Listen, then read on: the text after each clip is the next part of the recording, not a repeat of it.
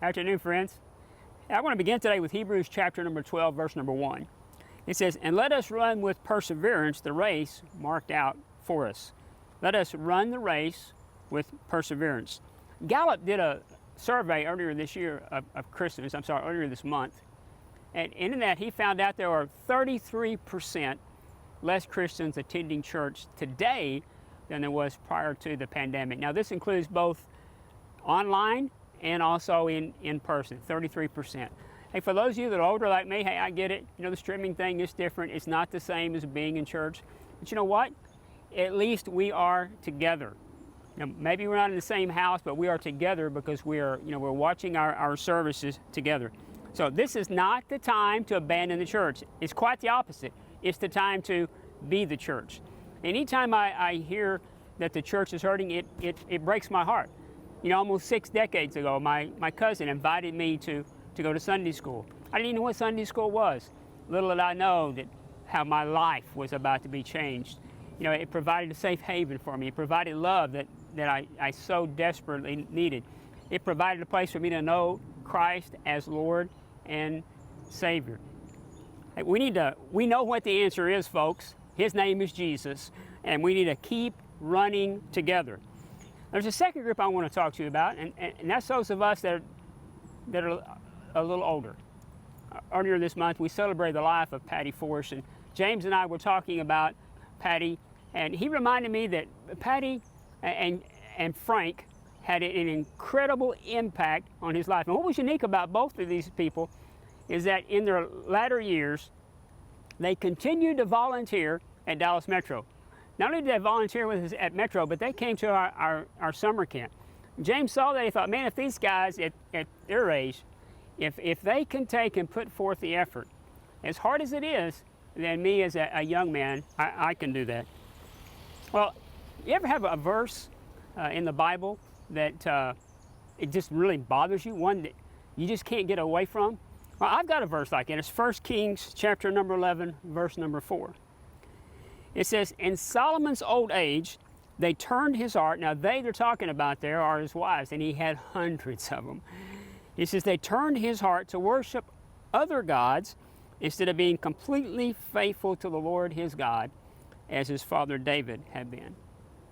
Solomon didn't finish the race the way he began it. So I'm going to give you 3 reasons today on why you should finish the race strong. The first one is experience. Experience.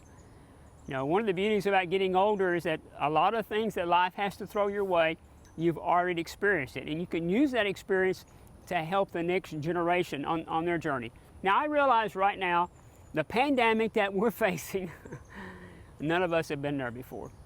But we have faced other trials. We have faced other storms. And this much we do know.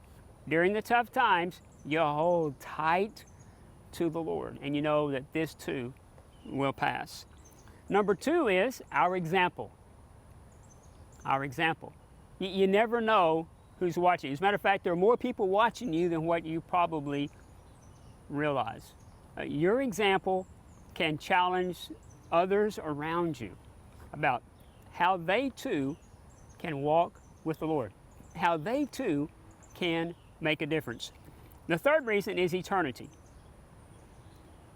Eternity. You know, your own destiny could be in question. Bill Wilson, he used to say, if you don't want to be disillusioned, don't be illusioned. Well, I had an illusion that when I got older, things would get easier. Hasn't turned out that way. We never made a statement on this publicly, but Barbara has dementia, and she's had it for 7 years. Life is quite challenging around our home. It would be very easy for us to pull back and go, you know, we've done our best. And yet I believe that God still wants us to do what he has called us to do. So quitting, listen to me, quitting is not an option. We need to take and finish the race. See, we have an enemy, and the enemy wants to take us out, and we have to make a decision that that's not going to happen. Solomon was the wisest person on planet Earth. Think about that. and yet he didn't finish the race strong. Friends, don't let that be said of you. Run the race with perseverance.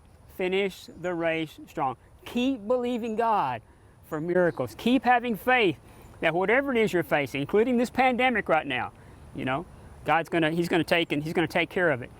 Keep giving of yourself, both of your time and your resources.